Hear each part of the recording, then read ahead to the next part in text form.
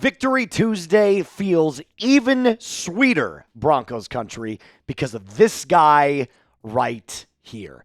The Broncos have a running back, and they won this game quite literally on the legs and the back of J.K. Dobbins. We're going to break down everything here on Overreaction Monday and why I believe Denver Broncos fans have finally gotten the news they have been so desperately craving surrounding this running game.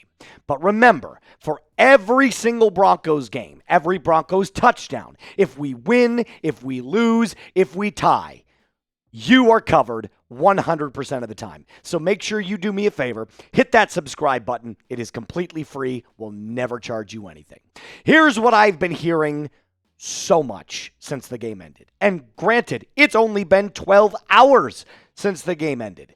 But Moose, it was against the Bengals. They suck. But Moose, there was no Joe Burrow on the field. I don't care.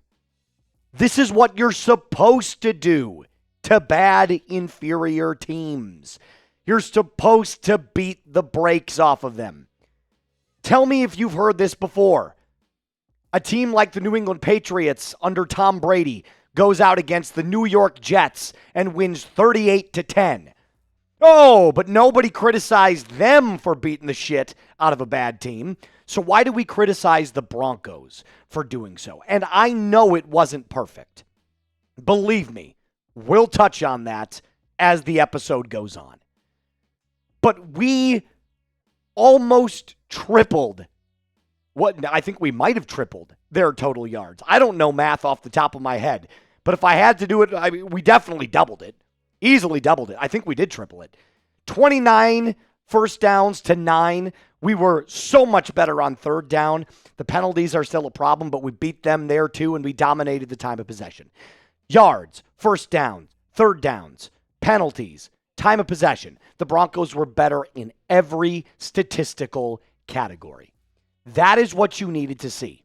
And I got to give a shout out to J.K. Dobbins once again, because earlier in the week, we had sat here and talked about what Sean Payton was planning on doing. I saw all of the moves that the Broncos were making during the week, activating Adam Prentice and getting Nate Adkins more involved in the blocking and tight end dual personnel set. They knew they were going to run the football against the Cincinnati Bengals. And Dobbins proved that if you give him a solid opening, he will exploit the holes every single time. He's the first Bronco in 38 games to hit 100 yards rushing. That might sound like a sad statistic because it kind of is. But I'm so happy the Broncos went out and signed J.K. Dobbins. What specifically is he just unbelievable in? Things that Broncos running backs in the last couple of seasons have not been able to do. It's the field vision. His ability to actually identify where defenders are and not run towards them. He doesn't just follow the offensive line. He creates his own holes. Perfect patience display. It looked like a young Le'Veon Bell last night. He's got solid burst in the backfield. I wouldn't say he's like the fastest. He's not Jahmyr Gibbs with his burst, but solid burst for a veteran NFL back and agile running from east to west. It might not look like R.J. Harvey from east to west, but he showed he's very capable of bouncing outside or cutting out to the outside on a wide zone scheme run. And if you look at just what the Broncos running back duo of Dobbins and Harvey are able to accomplish, I think we finally saw what R.J. Harvey is going to be his rookie season. A complementary back that can do it in the passing game. One thing we talked about a lot when it came to the Sean Payton Joker mold was the ability for a running back of Harvey's nature to do it on the ground and in the passing game. That's exactly what we saw from him last night. 98 scrimmage yards, 101 rushing yards from J.K. Dobbins. Between the two of these, you had damn near 200 yards from scrimmage between two running backs, which is what Broncos fans should be elated about. because we finally saw the vision. We finally saw what this was supposed to look like from the very beginning of when we drafted R.J. Harvey to the time we signed J.K. Dobbins, all throughout the offseason, training camp into week 1. And if you remember, this schmuck, pardon me, still getting over that sickness, this schmuck right here told you this is exactly what they were going to do. Now, again, we don't toot our own horns here. We don't say I told you so. But every move the Broncos made last week indicated to me they were going to run the football and run it a lot. And we talked nonstop about getting the run game involved in the first half. And believe it or not, the first half running attack was really good. I thought the offense stalled in the second half, and we'll talk about why coming up here in just a little bit. But I want to still focus on the positives. If you want to show J.K. Dobbins some love, because the Broncos have a running back, y'all, type 27 in the comment section right now. Show some love to the Broncos RB1. Now, coming up next, like I said, we're going to focus on why I'm not completely sold that the Denver Broncos are back. They had a dominant win against a bad team, no doubt. But there are still some things that if you do against the Philadelphia Eagles in Week 5, you will get crushed.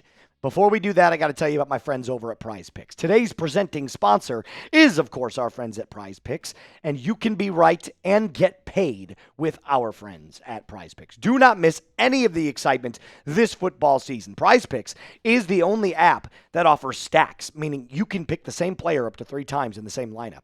If you want more on the Josh Allen passing yards, rushing yards, and touchdowns, you can now do that all in the exact same lineup, only on Prize Picks. How does it work? You pick your player, you pick the more or the less on their stat projections, and then you watch your money multiply. You can win up to 2,000 times your cash this football season on Prize Picks. You can also, by the way, follow other Prize Picks players directly on the app and copy their lineups in just one click. Just download the app today and use code CLNS to get $50 in lineups after you play your first $5 lineup. That's code CLNS to get $50 in lineups after you play your first $5 lineup. Prize Picks. It's good to be right. Okay, let's talk about the negatives. There's one glaring one. A couple of other tinier ones, but this one was the biggest one. Luke Wattenberg had 5 penalties against the Bengals in Week 4. There is no deep dive stat. There is no advanced analytic. There is no run blocking grade or pass blocking grade that you can use to kind of defend the play. It's very simply stated. He was awful. He single-handedly ruined the second half momentum. 5 penalties in one game as a team is not good. 5 penalties from one player is downright egregious. And I'm going to say I was wrong in one key area. Last week, I was reading a bunch of different articles that claimed that Luke Wattenberg right now looks like the problem on the Broncos offensive line. And I said, yeah, but the numbers don't necessarily back that up. It's kind of the offensive line as a whole. He hasn't been great, but he hasn't been bad. I was wrong. Last night he sucked. And if he doesn't get it figured out, the Broncos might be drafting a new center in this year's draft. Period. Like, Luke Wattenberg, you have to be better. Again, there is no advanced stat. There is no metric that you can use to defend yourself. He was terrible. Now let's move on to Troy Franklin real quick. I know a lot of people were in the comment section last night that were saying, oh, Franklin played pretty well outside of 1 or 2 drops. But that's your job as a wide receiver, to catch balls. In fact, he dropped 2 very catchable balls last night from Bo Nix, who ended up with 326 yards passing, 2 touchdowns and 1 pick, and would have had more than 45 yards on these 2 specific plays that Franklin dropped. So I get it. They're not perfect throws, right? Everybody was saying, well, there's kind of this underthrowing that's going on. Shout out to Boss Man Jay for going back and watching the tape. He noticed that Bo Nix tends to underthrow Troy Franklin. However, both of those balls hit Troy Franklin's hands. And they weren't completely out of reach. They weren't so uncatchable or ridiculous acrobatic type plays to make. Those were balls that Troy Franklin should have caught. If it hits your hands and it is catchable, you got to catch it. And here's what's funny.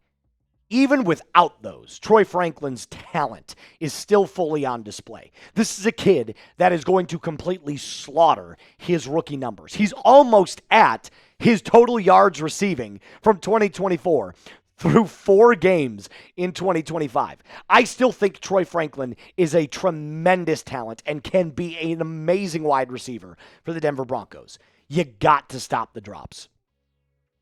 1 drop every few games, not going to kill you. 2 drops in 1 game, there's no excuse for that. It wasn't awful, which is why I said it's not a glaring issue, but it is something that I noticed. And then finally, I don't know what to say. Evan Engram is just, maybe it's the injuries. It's got to be the injuries. That's the only thing I can think of because this dude is a non-factor for the Denver Broncos right now. It could be the calf. It could be the back. It could be whatever you want to call it. But Evan Engram is not nearly himself. First of all, not understanding spatial awareness on that rolling out to the left where Bo Nix is in the red zone. I believe they're on the 14-yard line. Throws to Evan Engram. Evan Engram doesn't understand where he's at on the sideline. Doesn't get his second foot in. It's an incompletion, which should have been a gain of about 5 or 6.